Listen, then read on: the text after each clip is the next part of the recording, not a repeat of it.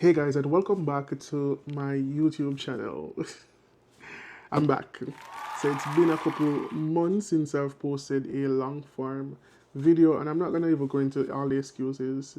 The truth is that I've been a bit busy and I've been focusing on short form content, but we're here. It is summer, and this marks year number 7 of me being a teacher. First 3 years in Jamaica, and in the past 4 years I have been teaching here in the US. So this video, as you can see in the title, I will be sharing 7 things that I have learned after 7 years of teaching. But before I begin, if you are not subscribing, go ahead and click that subscribe button, like, share, and turn on your post notification so you do not miss any of these videos. Let's get into it. So I wrote down some stuff in the notebook and have my phone as well. But first off, I must say that I can't even believe that it has been 7 years. 7 years in the classroom. Whoa. Alright. So after 7 years of teaching, these are the 7 biggest lessons I've learned. Lesson number 1 is that students remember how you make them feel. So students will forget the content. You'll teach them something today, and tomorrow they will forget it. But guess what? What they won't forget is those funny moments, how you treated them. They'll remember if you believed in them, and even if you genuinely just listened to them when they were having a bad day. So these are the things that they will remember. So this year is a very special one for me. The students who just graduated from my high school, they actually started high school when I started there 4 years ago. So it has been a journey. And I pretty much transitioned with them. I started off with Algebra 1, teaching mainly the grade 9s. Then I transitioned to teaching Algebra 2, which was mainly grade 10 and 11. And then for the past year or so, I've been teaching mainly seniors, which is probability and statistics, and now statistical modeling. So it has been a journey. And I had a little book somewhere that I made them writing, and from interactions, one thing that really stood out to me was that most of them thanked me for letting them understand and, have appreciation for math. Most of them spoke mainly about how I treated them. They spoke about conversations that we had, about encouragements as well as for the moments. My takeaway from that is that people may forget what you taught, but they will never forget the way you made them feel. The second lesson I learned after 7 years of teaching is that every student learns learns differently. And yes, when I was in college, it taught us about the different type of learning styles. I do not remember the theory right now, but yes, being in the classroom for the past few years really put this in perspective. And one of the biggest mistakes I think new teachers make is teaching everybody the same way. Like you have students with different needs, those who might have ADHD and different individualized educational plan and different stuff, all of them are combined in the classroom. You have some who are visually, some who you have to repeat over and over again for them to really grasp a concept. You have those who are hands-on and so forth. There's a variety of learners in the classroom. And trust me, sometimes it can be so difficult to try to reach out and ensure that most of the students really get the concept. And I feel like over time you will develop skills on how to approach and help. But essentially what I learned is that the goal isn't to teach a lesson. The goal is to make sure that every student learns it. Or the third lesson that I've learned is that relationship matters.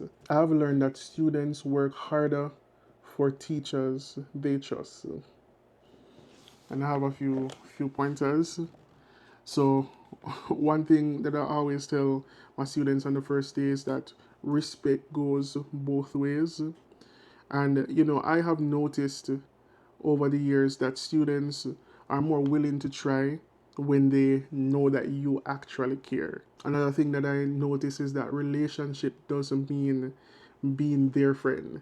Like you can set that boundary and don't blur the lines between teacher and student while still having a good relationship with your students. And finally, it means that being consistent and just showing a genuine interest in not just a lesson, but having small conversations. That's something that I normally do, especially like after on a Monday. How was your weekend? Uh, how was your spring break? What did you do for Christmas? What are your plans for the summer? I normally do this especially while they're writing the notes or somewhere at the start of the list just to have that conversation. They see that you actually want to know them, the relationship, and tell them a few things. You don't have to tell them all of your business, but tell them a few things as well. I'm going to on a trip. I'm going here or there. Like I feel like they value these stuff. If you are just one of those strict, no talking, we cannot do this, and you don't try to know them, you're gonna have a most of the times you will find yourself having a hard time getting them to do things, getting them to complete work. So students do not care how much you know until they know how much you care. Lesson number 4 that I've learned is that consistency beats talent. You don't have to be the smartest teacher in the building. You don't have to have the best lesson. You don't definitely have to be the funniest or the coolest teacher. You just have to keep on showing up and doing the work. I've learned that being prepared matters, and also that small efforts over time produce huge results. When I look back over my first year compared to now, I've taught thousands of lessons. I've made several mistakes. I've had to adjust lessons several times, and but I keep on showing up. And on my first day, I was definitely not the best or the most talented teacher. But I feel like over time, I matured. Over time, I grew. Over time, I became better. In a sense, talent might get you started, but consistency is what makes you successful. So the 5th lesson is not every battle is worth fighting. Bro, I can tell you that this lesson might have saved my sanity. So early on, when I just started, everything might have felt like a battle, especially here in the US.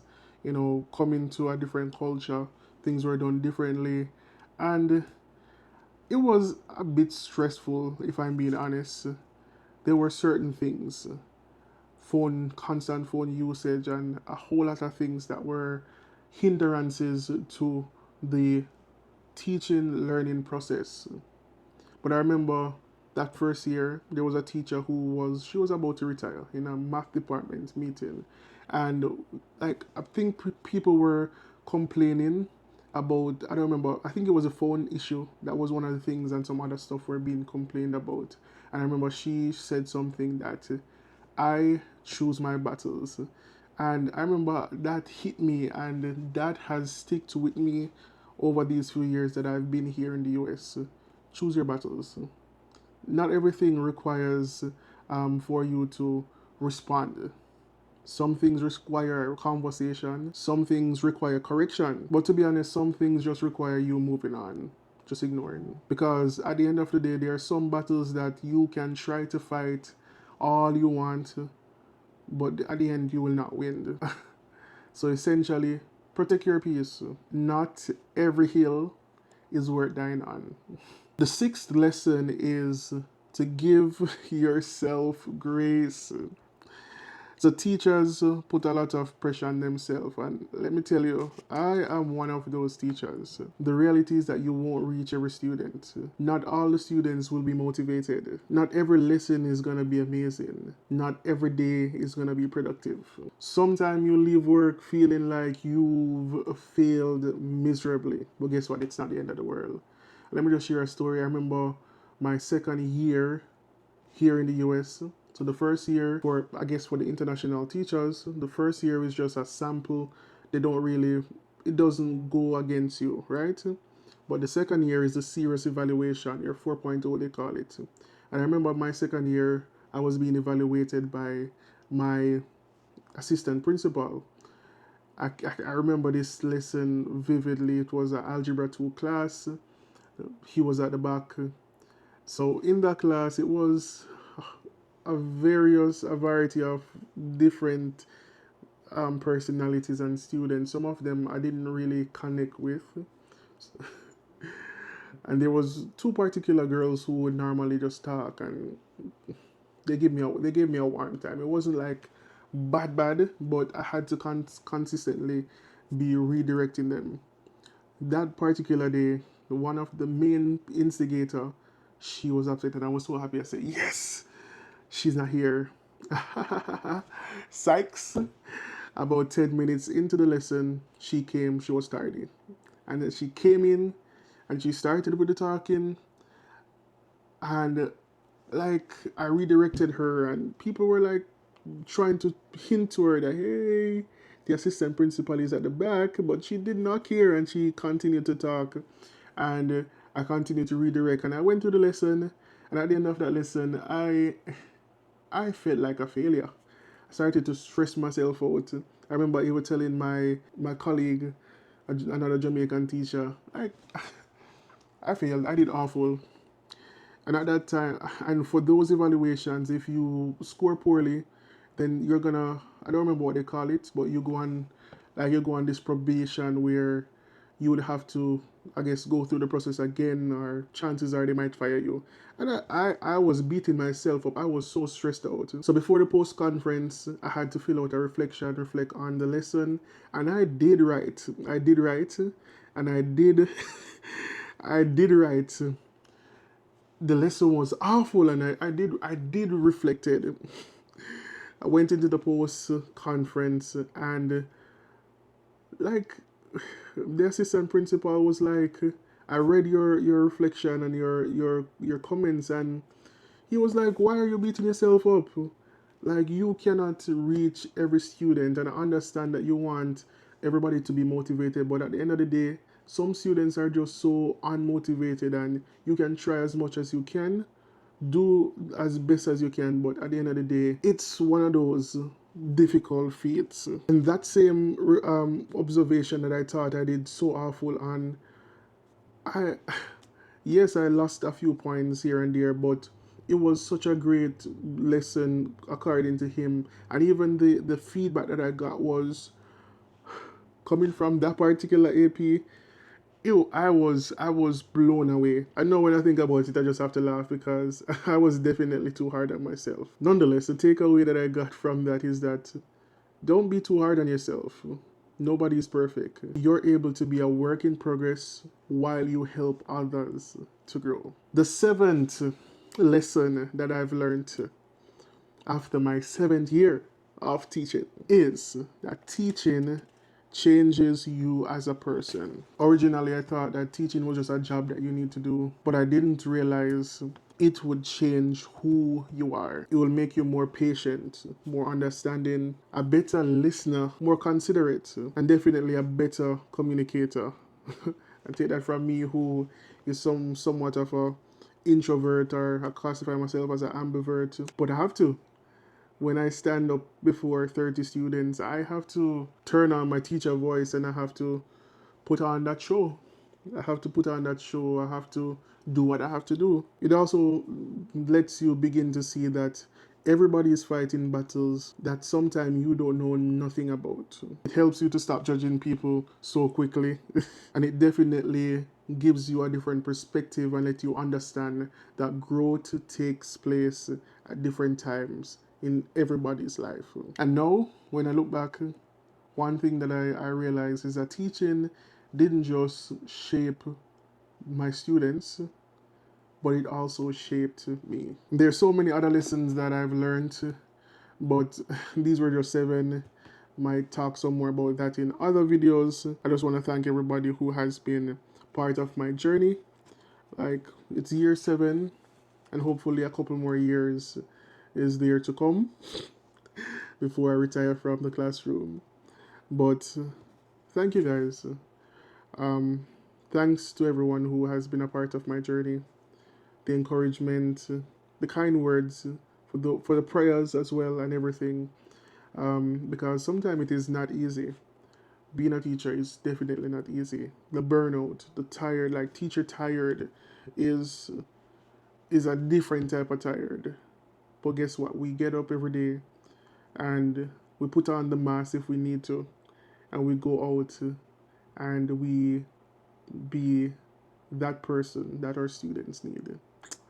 So stay tuned for some more videos. Peace out.